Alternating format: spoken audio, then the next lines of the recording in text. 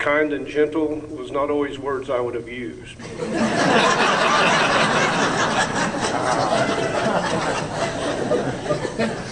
And Joe Brooks was telling you good stories about the SOBs, the Sons of Bedford Street.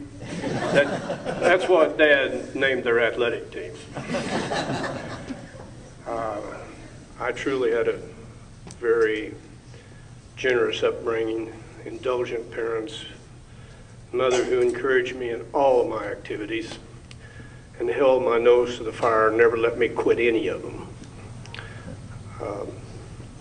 Something that perhaps hasn't been mentioned is her hostess and hospitality. All my life, far back as I can remember, her kitchen was always open. Anyone was welcome. There was always food. Everyone was welcome at the door. You could get in big trouble for wearing your muddy boots in, but you can never get in trouble for stopping by. And it's that way today. Many of you visited there. It's just nearly an open house. Always happy to have you. There's many activities that you've heard about that she's involved in. The natural assumption would be that something would have to be neglected or left out.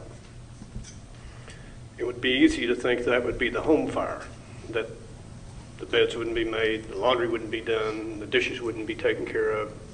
Now, I'd like to tell you I did all that, but I got to tell you, I lived there till I was 29 years old and still didn't know how to turn the washing machine on. She took care of all of that for me and would do so today as long as I drop by and throw it off. But all of these things were well cared for, well tended to. Nothing was ever lacking at home. And despite all of her efforts in the community, her daily grind at the gas company, home was always important, always a sanctuary. You could always find comfort or solace there should you need it. And Mona tells you about her adventures at the Bedford Street house. She used to become impatient about going home. Joe would just never go home. He'd come to stay and eat supper. They watched TV. They narrated Gunsmoke. They narrated the Beverly Hillbillies. It was a great comedy show being there with them. Late in the evening, late like about 8 o'clock, Mona would start hinting it was time to go home.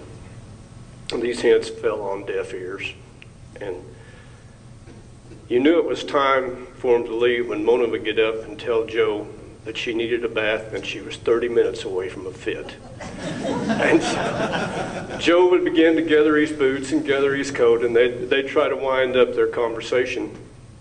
And it would be stilled until the very next morning at Andrew's Cafe when all the usual suspects would be arrayed on the stools there, and Joe Jackson and Dad would be leading the conversation. It's difficult to describe what a fine mentor mother has been to me. If the example of hard work and steadfast, never quitting the job is how you should accept your learning, then I have been schooled well. And again, the testimony that you all came here this evening, aside from the fact that there was free food, is a great testimony to your friendship for Mom, and we really appreciate your support. Thank you very much.